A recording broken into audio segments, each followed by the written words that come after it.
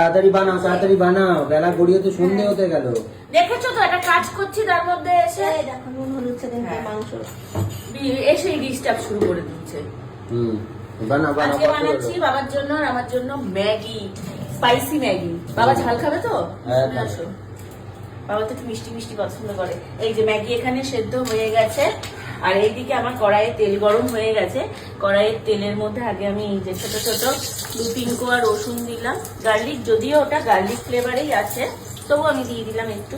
এবার এর মধ্যে দিয়ে দেবো হচ্ছে পেঁয়াজটা। ম্যাগি সেদ্ধ হয়ে গেছে? ম্যাগি সেদ্ধ হয়ে গেছে।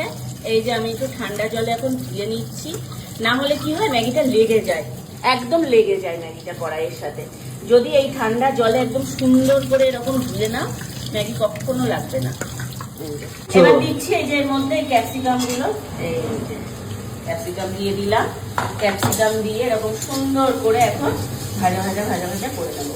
খুব বেশি ওভার ভাজা করা যাবে না, কারণ ক্যাপসিকাম অনেক তাড়াতাড়ি ভাজা হয়ে যায়। তো সেই জন্য এই যে হালকা একটু ভাজা হতে না হতেই এর মধ্যে এবার বাদ বাকি যা যা লাগবে সেগুলো দিয়ে দিতে হবে। এই যে ম্যাগিটা এরকম আস্তে আস্তে করে এর মধ্যে দিয়ে দিচ্ছি। এই যে দিয়ে দিচ্ছি এর মধ্যে এই যে কাঁচা লঙ্কা গুলো। খুব বেশি কাঁচা লঙ্কা আমি আপাতত আগে দিচ্ছি না, কারণ যেহেতু মশলাটাও স্পাইসি রয়েছে। এই যে এই মশলাটা একটু আলাদা মশলা, এই যে স্পাইসি মশলা, তো সেই জন্য আমি কাঁচা লঙ্কাটা প্রথমে পরিমাণ মতো অল্পই দেবো, যদি ঝাল প্রয়োজন হয় টেস্ট করে তারপর দেবো। এইবার এর মধ্যে দিচ্ছি এই যে এই স্পাইসি মশলাটা, এই যে সুন্দর করে এর মধ্যে অনেক কিছু রয়েছে, স্মেলটাও খুব ভালো।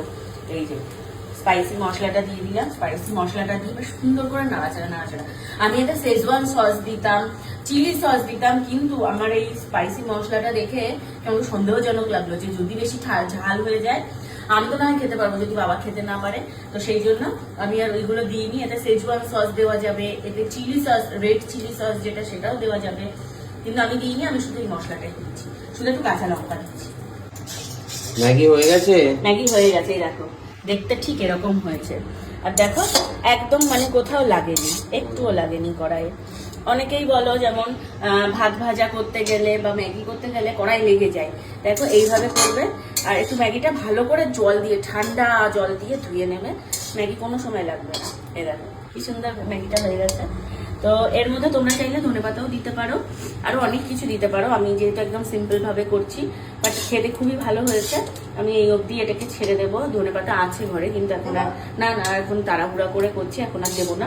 তবে এটাই খেতে ভালো লাগবে। চলো এবার সার্ভ করে দিই, আমি আর বাবা খাবো। হয়ে গেছে। এই যে এখন সার্ভ করছি। বাবা উঠছে না, পুরো শেজওয়ান নুডলস এর মতো লাগছে দেখতে, মানে শেজওয়ান চাউমিন।